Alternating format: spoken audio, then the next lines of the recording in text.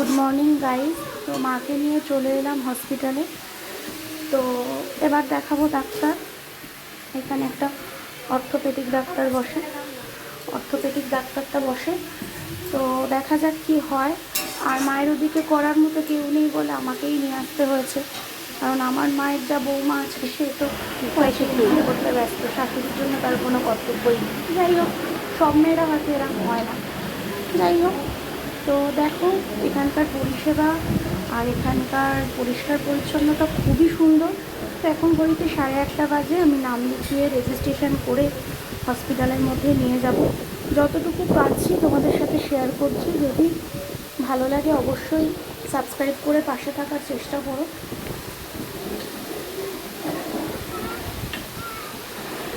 তো এটা শুধু তোমার অর্থোপেডিকও নয়, এটা হচ্ছে কানও দেখে, কানের জন্য একটা বড় ডিপার্টমেন্ট রয়েছে।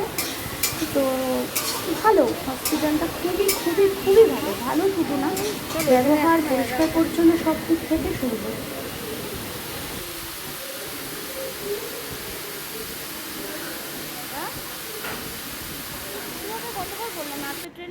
তো ডাক্তার দেখিয়ে চলে এসেছি এক্স রে রুমে। এক্স রে করতে দিয়েছে। তো মায়ের এক্স রেটা আজকে বলছে হবে না।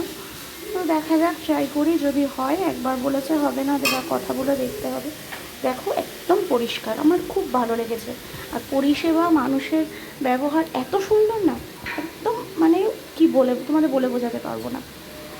তো দেখো, আর একটু সবাই মিলে প্রে করো মা যেন সুস্থ হয়ে ওঠে।